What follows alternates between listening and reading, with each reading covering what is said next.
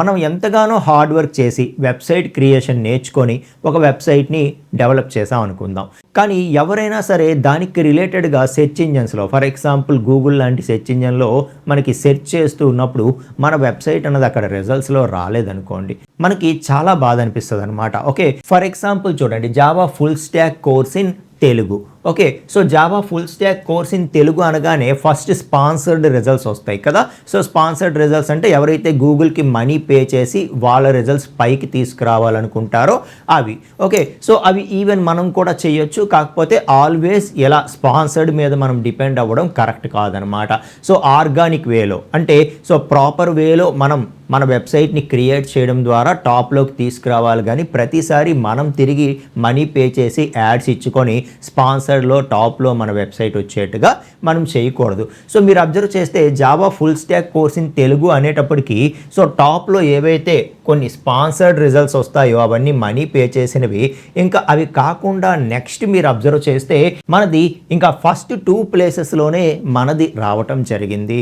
So మీరే ఆలోచించండి, for example ఏదైనా ఒక product, okay, for example Apple iPhone అని చెప్పి మనం సెర్చ్ చేసామంటే గూగుల్లో, so by Apple iPhone online అని చెప్పి సెర్చ్ చేసామంటే చాలా రిజల్ట్స్ వస్తాయి కదా. సో మనకి రిజల్ట్స్ చాలా వస్తాయి, ఇంకా కిందన పేజెస్ ఉంటాయి. ఒక్కొక్క పేజీలోకి వెళ్తే ఇంకా రిజల్ట్స్ వస్తూనే ఉంటాయి. కానీ మనం చాలామంది ఈవెన్ సెకండ్ పేజ్కి కూడా వెళ్ళాం కదా. సో ఈవెన్ సెకండ్ పేజ్కి కూడా వెళ్ళాం. ఫస్ట్ పేజ్లో కూడా లాస్ట్ వరకు వచ్చే ఓపిక కూడా చాలామందికి ఉండదు. So almost first 5 results, first 10 results చూసి ఇంకా వాటిలోనే బెస్ట్ ఏదో సెలెక్ట్ చేసుకొని వాళ్ళకి కావాల్సింది వాళ్ళు ప్రొసీడ్ అయిపోతూ ఉంటారు. కాబట్టి సో ఇంకా ఇన్ని రకాల వెబ్సైట్స్ చేసిన ప్రతి ఒక్కరూ కూడా సో వాళ్ళు ఆలోచించేది ఒకటే, నా వెబ్సైటు సెర్చ్ రిజల్ట్స్లో టాప్లో వస్తుందా రావటం లేదా అని. సో ఇక్కడ మీరు అబ్జర్వ్ చేస్తే తెలుగు వెబ్ గురు మనకి టాప్ 2లోనే ఉంది. ఓకే, సో అలాగే కిందన చూసుకున్న మళ్ళీ తెలుగు వెబ్ గురు వీడియో వచ్చింది, మళ్ళీ తెలుగు వెబ్ గురు వచ్చింది, అగైన్ తెలుగు వెబ్ గురు వచ్చింది. సో ఇలా చాలాసార్లు మంది రావటం వల్ల ఏమవుతుంది, ఆటోమేటిక్గా పీపుల్కి ఎస్ ఇన్నిసార్లు గూగుల్ రిజల్ట్స్ చూపిస్తోంది అంటే ఇది ట్రస్టెడ్ వెబ్సైట్, ట్రస్టెడ్ ప్లాట్ఫామ్ అని చెప్పి ఎక్కువ మంది మన వెబ్సైట్కి వచ్చే ఛాన్స్ ఉంటుంది. సో అలాగే మీరు మీకోసం కానీ లేకపోతే ఎవరి కోసమైనా సరే ఒక వెబ్సైట్ డిజైన్ చేస్తున్నప్పుడు, ఫర్ ఎగ్జాంపుల్ ఒక రెస్టారెంట్కే మీరు వెబ్సైట్ క్రియేట్ చేశారు అనుకుందాం. సో బెస్ట్ రెస్టారెంట్స్ నియర్ మీ అనో అలా మనకి టాప్ రేటెడ్ రెస్టారెంట్ అనో సెర్చ్ చేసినప్పుడు మీరు క్రియేట్ చేసిన వెబ్సైట్ రిజల్ట్ కనుక అక్కడ రాలేదనుకోండి, లేదంటే ఏ 3rd పేజ్కో 4th పేజ్కో మీ రిజల్ట్ వెళ్ళిపోయింది అనుకోండి, సో దానివల్ల ఏమవుతుంది, ఇంకా ఆ వెబ్సైట్కి ఎక్కువ విజిటర్స్ రారు అండ్ వాళ్ళకి మంచి బిజినెస్ కూడా మన ద్వారా అవ్వదు, మనం క్రియేట్ చేసిన వెబ్సైట్ ద్వారా అవ్వదు. సో కాబట్టి ఇవన్నిటికీ కూడా ఒకే ఒక్క కారణం ఏంటి అంటే మనం వెబ్సైట్ క్రియేట్ అయితే చేసాం కానీ ఎస్ఈఓని కన్సిడర్ చేయలేదు. ఓకే, సో ఎవరైతే వెబ్సైట్స్ డెవలప్ చేస్తున్నప్పుడు ఈ ఎస్ఈఓకి కావాల్సిన స్ట్రాటజీస్ అన్నీ కూడా నేర్చుకొని వాటిని వాళ్ళ వెబ్సైట్ డెవలప్మెంట్లో వాళ్ళు ఇంక్లూడ్ చేస్తారో అలాంటి వాళ్ళ యొక్క వెబ్సైట్స్ ఖచ్చితంగా రిజల్ట్స్లో టాప్లో చూపించడం జరుగుతుంది. అసలు ఫస్ట్ వాట్ ఈజ్ ఎస్ఈఓ అని చెప్పి మనం మాట్లాడితే, ఎస్ఈఓ అంటే ఏంటి, search engine optimisation. So search engine optimisation అంటే సెర్చ్ ఇంజిన్లో ఏవైనా రిజల్ట్స్ సెర్చ్ చేస్తున్నప్పుడు సో మనకి సంబంధించిన వెబ్సైట్స్ని టాప్లో చూపించేలాగా ఆ రిజల్ట్స్ని ఆప్టిమైజ్ చేస్తూ మన వెబ్సైట్ని టాప్లోకి తీసుకువెళ్ళేలాగా మన చేత చేయించేటటువంటి ఒక టాపిక్కే ఎస్ఈఓ అని చెప్పి చెప్పొచ్చు అనమాట. సో ఆ సెర్చ్ ఇంజిన్స్ గూగుల్ అనే కాదు, ఎటువంటి సెర్చ్ ఇంజిన్ అయినా కానీ, సో గూగుల్ కావచ్చు, లేకపోతే బింగ్ కావచ్చు, ఓకే, యాహూ సెర్చ్ కావచ్చు, whatever it may be, లేదంటే ఇప్పుడు వచ్చినటువంటి so AI tools ChatGPT లాంటివి కావచ్చు, అవి కూడా సో అన్ని వెబ్సైట్స్ స్కాన్ చేసి వాటిలో ఉండే రిజల్ట్స్నే ఇవ్వడం జరుగుతూ ఉంటుంది. ఫర్ ఎగ్జాంపుల్ చాట్ జీపీటీలో best sources to learn Java full stack course in Telugu అంటే సో ఫస్ట్దే మనకి తెలుగు వెబ్ గురు రావటం జరిగింది, మీరు అబ్జర్వ్ చేయొచ్చు. ఓకే, సో ఆ తర్వాత అదర్ ప్లాట్ఫామ్స్ కూడా మనకి సజెస్ట్ చేయడం జరిగింది. సో ఇది ఇంకా ఇంటర్నెట్ సెర్చ్ రిజల్ట్స్ అన్నీ చూసుకుంటూ గూగుల్ లాగా ఇంకా పేజెస్కి పేజెస్ చూపించదు. సో టాప్ 5 లేకపోతే టాప్ 10 తీసుకొని వాటిని చూపించడం జరుగుతూ ఉంటుందన్నమాట. ఓకే, సో మనకి ఎస్ఈఓ అంటే అర్థమవుతుంది కదా, మన వెబ్సైట్ ఏదైతే ఉంటుందో అది సెర్చ్ ఇంజిన్లో టాప్లోకి తీసుకురావడానికి సో మనకి ఉపయోగపడేటటువంటి టాపిక్కే ఎస్ఈఓ అని చెప్తున్నాను. సో ఎవరైతే ఈ ఎస్ఈఓ టెక్నిక్స్ నేర్చుకొని వాళ్ళ వెబ్సైట్స్లో ఇంక్లూడ్ చేస్తారో ఖచ్చితంగా వాళ్ళ యొక్క వెబ్సైట్ అన్నది అన్ని సెర్చ్ ఇంజిన్స్లో కూడా టాప్లో వచ్చేటటువంటి అవకాశాలు చాలా చాలా పెరుగుతాయి అన్నమాట. సో ఇక ఎందుకు అంత ఇంపార్టెంట్ ఇది అంటే మనం ఎంత వెబ్సైట్ క్రియేట్ చేసిందే మన బిజినెస్ కోసం కదా. సో ప్రతి ఒక్కరు కూడా వాళ్ళ సర్వీసెస్ ఏంటి, వాళ్ళ బిజినెస్ ఏంటి, వాళ్ళ ప్రోడక్ట్స్ ఏంటి అందరికీ తెలియాలని చెప్పి ప్రతి ఒక్కరు వెబ్సైట్స్ క్రియేట్ చేస్తారు. ఓకే, సో ఏదైనా ఒక ప్రోడక్ట్ సెట్ చేసినప్పుడు మన వెబ్సైట్లో అది ఉన్నా కూడా మన వెబ్సైట్ అక్కడ రిజల్ట్స్లో టాప్లో రాకపోతే ఉపయోగమే లేదు.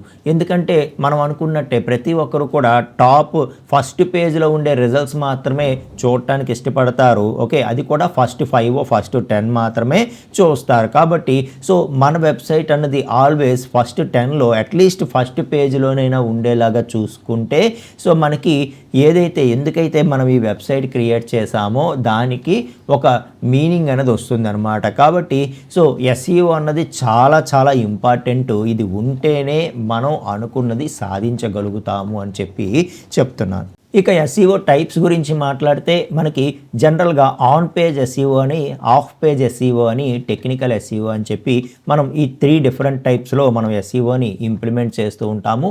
ఒకటి ఏంటి అంటే ఆన్ పేజ్ ఎస్ఈఓ అంటే మన వెబ్ పేజ్ ఏదైతే ఉందో ఆ వెబ్ పేజ్లో ఉండేటటువంటి కంటెంట్ కావచ్చు, హెడ్డింగ్స్ కావచ్చు, అవన్నీ ప్రాపర్గా సెట్ చేసుకోవడం ఏదైతే ఉందో దాన్ని మనం ఆన్ పేజ్ ఎస్ఈఓ అంటామన్నమాట. సో ఫర్ ఎగ్జాంపుల్ మన వెబ్సైట్ చూపించింది కదా, ఆ లింక్లోకి ఒకసారి మీకు తీసుకువెళ్తాను.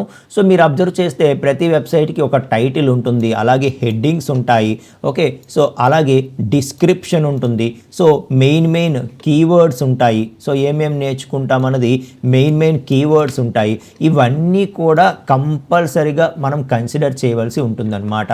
సో ఏవైతే ఈ కోర్స్కి ఎక్కువ ఇంపార్టెంటో, ఎక్కువ మంది ఏ విధంగా సెర్చ్ చేసే అవకాశం ఉందో అటువంటివన్నీ కూడా మనం ఇంక్లూడ్ చేస్తూ సో మన యొక్క వెబ్ పేజ్ని క్రియేట్ చేసుకుంటే దాన్నే ఆన్ పేజ్ ఎస్ఈఓ అంటాం. అంటే మనం క్రియేట్ చేసే పేజ్లో ఓకే, సో ఏదైతే పేజ్ ఉందో ఆ పేజ్లో మనం చేసేటటువంటి ఎస్ఈఓ అనమాట.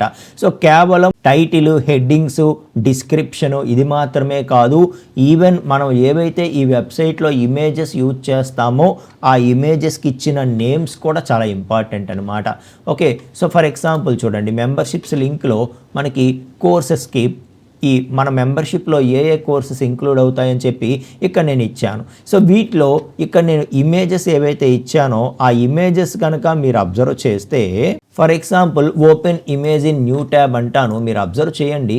సో ఆ ఇమేజ్కి ఇచ్చే నేమ్స్ కూడా రిలేటెడ్గా ఇస్తాం అనమాట. ఏదో IMG1 అనో IMG2 అనో అలా ఇవ్వకుండా సో ఏవైతే మనం సో ఇమేజ్ నేమ్స్తో సహా ప్రతిదీ కూడా ఎస్ఈఓ రూల్సే ఫాలో అవుతాము. అలాగే ఒక వెబ్ పేజ్ డిజైన్ చేస్తున్నప్పుడు ఆ పేజ్లో మనం ఎన్ని రకాల జాగ్రత్తలు అయితే తీసుకుంటామో అవన్నీ కూడా ఆన్ పేజ్ ఎస్ఈఓ కిందకి వస్తాయి అన్నమాట.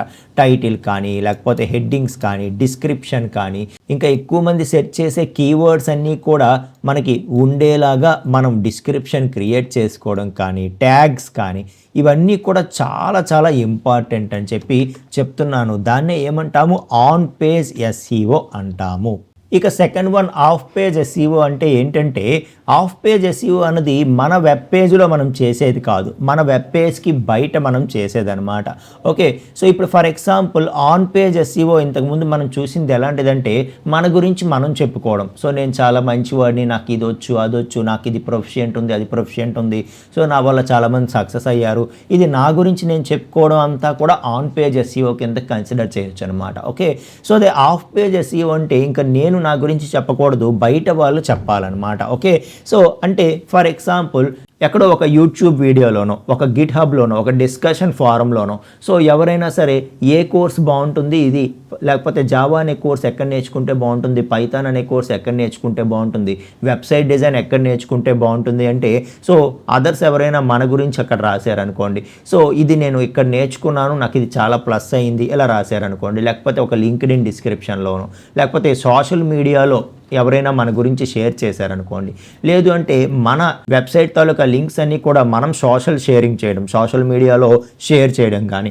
అలాగా అదర్ సోర్సెస్ నుండి మనకి మనకి రావటం, వాటిని ఏమంటామంటే మనం బ్యాక్ లింక్స్ అంటాం అనమాట.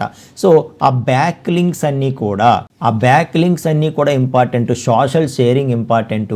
అలా మన వెబ్సైట్కి ఎక్స్టర్నల్ సోర్సెస్ నుండి మనకి వచ్చేటటువంటి రిజల్ట్స్ అనమాట అవి. ఓకే, ఇక నెక్స్ట్ వన్ వచ్చి technical SEO. So technical SEO అంటే టెక్నికల్గా మనం తీసుకోవాల్సిన జాగ్రత్తలు అనుకోవచ్చు. ఓకే, సో మన వెబ్ పేజ్ అనేది ఎంత ఫాస్ట్గా లోడ్ అవుతుంది, సో ఇమేజెస్ అవి ఫుల్ క్వాలిటీ కావాలి అని చెప్పి ఇంకా సో ఎక్కువ మెమరీ ఉండే ఇమేజెస్ వాటిని ఎక్కువగా యూజ్ చేస్తాం అనుకోండి, మన పేజ్ లోడ్ అవ్వడం చాలా స్లో అయిపోతుంది. సో ఏదైనా ఒక వెబ్ పేజ్ ఓపెన్ అయినప్పుడు అది అలా తిరుగుతూ ఉంటే మనం దాన్ని క్లోజ్ చేసేస్తాం, దాన్ని యాక్సెస్ చేయం. ఓకే, సో అలాగా ఈ సెర్చ్ ఇంజిన్స్ అనేవి ఒక వెబ్ పేజ్ తాలూకా ర్యాంకింగ్స్ డిసైడ్ చేసేటప్పుడు ఎప్పుడు కూడా స్పీడ్ని ఎక్కువగా కన్సిడర్ చేస్తాయి. కాబట్టి మన వెబ్ పేజ్ చాలా ఫాస్ట్గా లోడ్ అయ్యేలాగా మనం జాగ్రత్తలు తీసుకోవాల్సిన అవసరం చాలా ఉంది అని చెప్పి చెప్తున్నాను. సో అలాగే ఒక వెబ్సైట్కి HTTPS okay, so security layer ఉందా లేదా అనేది కూడా ఇంపార్టెంట్ అనమాట. ఇది లేకపోతే so this web page may not be secure అని చెప్పి మనకు వచ్చేస్తుంది అనమాట. సో ఒక ఎర్రర్ వచ్చేస్తుంది, రాగానే ప్రతి ఒక్కరు కూడా ఇంకా భయపడిపోయి ఇదేదో ఫ్రాడ్ వెబ్సైట్ లాగా ఉందని చెప్పి ఈవెన్ ఓపెన్ కూడా చెయ్యరు. ఓకే, సో కాబట్టి HTTPS చాలా ఇంపార్టెంట్, వెబ్సైట్ ఫాస్ట్గా వర్క్ అవ్వడం ఇంపార్టెంట్. ఓకే, సో ఫాస్ట్గా లోడ్ అవ్వడం ఇంపార్టెంట్. అలాగే మన వెబ్సైట్లో ఎన్ని రకాల లింక్స్ ఉన్నాయో ఆ లింక్స్ అన్నీ కూడా మనం గూగుల్కి సబ్మిట్ చేయడాన్ని మనం సైట్ మ్యాప్ అంటాం. ఆ సైట్ మ్యాప్ కూడా చేసుకుంటే సో గూగుల్కి ఎస్ నా వెబ్సైట్లో ఇన్ని పేజెస్ ఉన్నాయి అని చెప్పి మనం చెప్పడానికి ఉంటుంది. అప్పుడు ఆ పేజెస్ అన్నిటినీ కూడా గూగుల్ ఆటోమేటిక్గా ఎనలైజ్ చేస్తుంది, టైటిల్స్ కానీ డిస్క్రిప్షన్ కానీ అవన్నీ అనలైజ్ చేసి ఎప్పుడైనా వాటికి సంబంధించిన ఇన్ఫర్మేషన్ ఎవరైనా సెర్చ్ చేస్తున్నప్పుడు సో రిజల్ట్స్లో మనది చూపించేటటువంటి అవకాశం ఉంటుందన్నమాట. సో ఇవన్నీ కూడా టెక్నికల్ ఎస్ఈఓ అండర్కి వస్తాయి అని చెప్పి చెప్తున్నాను. ఇక ఎస్ఈఓ అంటే ఇంతేనా అంటే కాదండి. ఓకే, సో ఇవన్నీ మనకి ఎప్పుడు స్టాండర్డ్ మెథడ్స్, సో చాలా ఓల్డెన్ డేస్ నుండి ఉన్నవే. ఓకే, సో ఇప్పుడు అప్డేటెడ్గా మనం కన్సిడర్ చేయాల్సినవి కూడా ఏంటి అన్నది నేను చెప్తాను. ఓకే, సో మనం ఇప్పుడు రీసెంట్గా ఈ ఎస్ఈఓలో చాలామంది సక్సెస్ అవుతున్నటువంటివి ఏంటంటే ఫస్ట్ది యూజర్ ఇంటెంట్ చాలా ఇంపార్టెంట్ అనమాట. అంటే యూజర్ ఏ పర్పస్తో సెర్చ్ చేస్తున్నాడో ఒకసారి మన వెబ్ పేజ్కి వచ్చిన తర్వాత అది గనక తనకి అందింది అనుకోండి ఆటోమేటిక్గా మళ్ళీ వస్తాడు. So which indicates so this is the best source అని చెప్పి సెర్చ్ ఇంజిన్స్ వాటిని గుర్తుపెట్టుకుంటాయి అనమాట. కాబట్టి యూజర్ ఇంటెంట్ అనేది చాలా ఇంపార్టెంట్. ఓకే, సో అంటే యూజర్ ఏ పర్పస్తో మన దగ్గరకు వస్తాడు, ఒక మంచి ఎగ్జాంపుల్తో ఒక ట్యుటోరియల్ అతనికి దొరకాలి. ఓకే, ఆ పర్పస్తో వస్తాడు. సో అది కనుక నిజంగా మన దగ్గరికి వచ్చాక దొరికింది అనుకోండి మరొకసారి వస్తాడు. సో ఎప్పుడైతే అలా వస్తున్నాడో ఖచ్చితంగా ఇంకా ఎస్ఈఓ రిజల్ట్స్లో చాలా ఆప్టిమైజ్ అయ్యేటటువంటి అవకాశం ఉంటుందన్నమాట. అలాగే మనకి క్వాలిటీ కంటెంట్ కూడా చాలా ఇంపార్టెంట్ అండి. ఓకే, సో ఏదో మనం చాటభారతాల్లాగా పేజెస్కి పేజెస్ లేకపోతే గంటల కొద్దీ వీడియోస్ చేసేసి అందించేస్తే ఇంకా యూజర్స్ వచ్చేస్తారు అని అనుకుంటే అది తప్పు అనమాట. సో మనం ఎంత క్వాలిటీ కంటెంట్ ఇస్తున్నాము అన్నది ఇంపార్టెంట్. అంటే మిగతా కంటెంట్ ఆల్రెడీ దొరుకుతున్నా ఎవరైనా సరే మీ కంటెంట్ కోసం వెయిట్ చేస్తున్నారు, మీ కంటెంట్ మీరిచ్చే వెబ్సైటో మీరిచ్చే ట్యుటోరియల్ కోసమో వెయిట్ చేస్తూ ఉన్నారు అని అంటే మీ కంటెంట్ అన్నది చాలా క్వాలిటీ కంటెంట్ అని చెప్పి మీరు అర్థం చేసుకోవచ్చు అనమాట. సో అలాగే ఇప్పుడు ఏదైతే ఏఐ టూల్స్ వచ్చాయో ఏఐ టూల్స్ యూజ్ చేస్తూ మనం ఎస్ఈఓ ఇంకా ఆప్టిమైజ్ చేయడం మనం నేర్చుకోవాలి. సో మనం ఏఐ టూల్స్కి కూడా మన కంటెంట్ అన్నది అందాలి అంటే మనం మిగతా వాళ్ళకంటే చాలా క్వాలిటీ కంటెంట్ అన్నది అందించాలి. ఓకే, సో మిగతా వాళ్ళ ఎగ్జాంపుల్స్ కంటే మనం ఇంకా రియల్ టైం ఎగ్జాంపుల్స్ యూజ్ చేయాలి. సో ఎక్కడా కూడా మనకు అది కాపీడ్ కంటెంట్ లాగా ఉండకూడదు అనమాట. ఓకే, సో అప్పుడు చాలా ఎక్కువగా మనది ఏఐ టూల్స్లో కూడా వాటి యొక్క రిజల్ట్స్లో కూడా మనది వచ్చేటటువంటి అవకాశం ఉంటుంది అని చెప్పి చెప్తున్నాను. సో అలాగే ఎవరైనా సరే వెబ్సైట్ డిజైన్ చేస్తున్నారంటే వెబ్సైట్ ఒక్కటే సరిపోదు, సోషల్ మీడియాలో కంపల్సరిగా ప్రెజెన్స్ అనేది ఉండాలి. క్లయింట్స్ ఎవరైతే ఉంటారో వాళ్ళకి ఖచ్చితంగా మనం చెప్పాల్సింది ఏంటంటే ఈ వెబ్సైట్ ఒక్కటి సరిపోదు, దీనితో పాటు మీరు డైలీ సోషల్ మీడియాలో ప్రెజెన్స్ ఉండాలి మీది అని చెప్పాలి.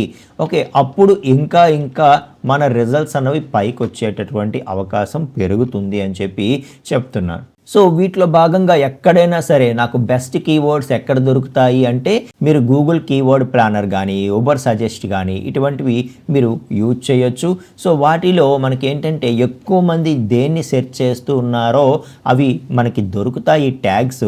వాటిని బేస్ చేస్తూ మీరు డిస్క్రిప్షన్స్ కానీ ట్యాగ్స్ కానీ టైటిల్స్ కానీ ఓకే. సో ప్రతి దగ్గర హెడ్డింగ్స్ కానీ ప్రతి దగ్గర కూడా వాటికి ప్రయారిటీ ఇస్తే ఆ ట్యాగ్స్ ఎక్కువ మంది సెర్చ్ చేసే ట్యాగ్స్ని మీరు మిక్స్ చేస్తూ ఇవి ప్రిపేర్ చేస్తే మీ వెబ్ పేజ్ కంటెంట్ ప్రిపేర్ చేస్తే మీకు చాలా చాలా ప్లస్ అవుతుంది అని చెప్పి చెప్తున్నాను అనమాట.